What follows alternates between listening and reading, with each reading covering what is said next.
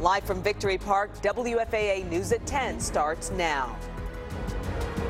Protests growing at the border over a zero-tolerance policy, a policy that separates immigrant children from their parents. Thank you for joining us. I'm Cynthia Izaguirre in for Marie Saavedra. Tonight, we're getting our first look inside one of the immigration detention centers. This facility is in McAllen and now home to hundreds of children caught illegally crossing the border with their mother or father. And on this Father's Day, protesters marched to show their outrage. This one in El Paso, led by Texas Democrat Beto O'Rourke.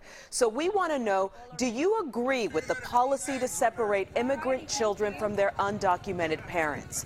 Go to the WFAA app and click on the Vote Now tile. While you vote, let's go live to David Goins now. David, there is strong reaction from both sides tonight. Good evening, Izzy. Yeah, lawmakers on all sides of the aisle say Congress needs to take action to find a way to end President Trump's policy of separating immigrant families when they arrive here in the U.S. undocumented. While action in D.C. appears uncertain, not so here in Texas along our border with Mexico. Why are we here today? It is not the steadiest of videos, but it does provide a clear look into growing concerns over the detaining of immigrant children separated from their families. The video comes from former Dallas County Sheriff Lupe Valdez, who's running for governor. She joined other Democratic candidates, including House Rep Beto O'Rourke, marching in Tornillo, a small outpost near El Paso on Sunday, now home to a tent city for immigrant children detained after crossing into the U.S. This is all of us. This is America. And so either that is who we are or this is who we are. O'Rourke said Sunday of the 200 kids in this location, about 40 of them arrived here after being separated from their parents. The Trump administration said Thursday it was opening the camp as a result of its zero-tolerance policy for illegal border crossings, a policy the AP reports has led to the separation of more than 2,000 children from their parents in the last 6 weeks. You're looking at an incredibly large universe of children that are going to need assistance. And Dallas-based immigration attorney Eric Cedillo says it likely means more lawyers are headed to the border for legal aid. It is a true separation for a lengthy period of time. On Sunday, Steve Bannon, Trump's former chief strategist, defended the policy enacted by Attorney General Jeff Sessions back in April. Zero tolerance. It's a crime to come across illegally, and children get separated. I mean, I hate to say it, that's the law. The border situation is also landing in North Texas churches. This Episcopal Reverend in Keller saying Sunday, faith communities will not support this policy. Putting children in detention centers is morally wrong, period.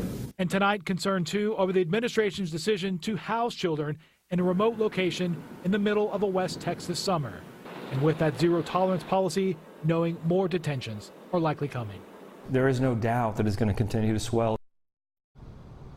There are 2 bills in the U.S. House set for votes early this week, but it is unclear if they have enough support to end this policy.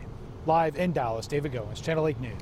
All right, David, thank you. And former First Lady Laura Bush weighed in on the issue this evening. In an op-ed posted on the Washington Post, she wrote, "I live in a border state. I appreciate the need to enforce and protect our international boundaries, but this zero-tolerance policy is cruel, it is immoral, and it breaks my heart." First Lady Melania Trump also issued a rare statement. Her spokesperson told CNN, Mrs. Trump hates to see children separated from their families and hopes both sides of the aisle can finally come together to achieve successful immigration reform. She believes we need to be a country that follows all laws, but also a country that governs with heart. Meantime, another shelter could be opening in Texas. A government contractor has reportedly signed a lease with this former homeless shelter in Houston. It has also petitioned the state for a license to care for up to 240 children. And with that, let's get back to the question we asked you. Nearly 3,000 of you have voted in just minutes. Do you agree with the policy to separate immigrant children from their undocumented parents? And here are the results tonight. 33% of you saying yes, you agree. The majority, 67% of you saying, no, you do not agree. And also near the border tonight, 5 people are dead after trying to outrun Border Patrol. It happened in the town of Big Well, south of San Antonio. Investigators say the SUV was speeding at 100 miles an hour when it hit gravel and lost control. The 14 people on board were thrown from that vehicle, and according to Border Patrol, most of the passengers were in the U.S. illegally, and they may have been part of some type of smuggling event.